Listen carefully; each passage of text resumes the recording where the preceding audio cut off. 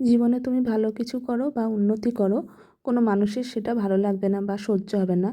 মানুষ চায় যে তারা নিজেরাই উন্নতি করবে বা ভালো কিছু করবে, অন্যের ভালো কারোর সহ্য হয় না।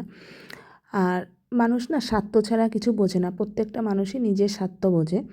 আর তুমি মানুষের জন্য যতই ভালো করো আর যাই করো না কেন, মানুষ তোমাকে একসময় টেনে নিচে নামাবে।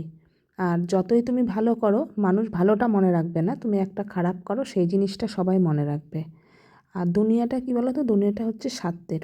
স্বার্থে আঘাত লাগলেই তুমি মানুষ চিনতে পারবে, প্রত্যেকটা মানুষকে তুমি চিনতে পারবে যে স্বার্থে আঘাত লেগেছে, আমি প্রতিটা মানুষকে চিনে যাব।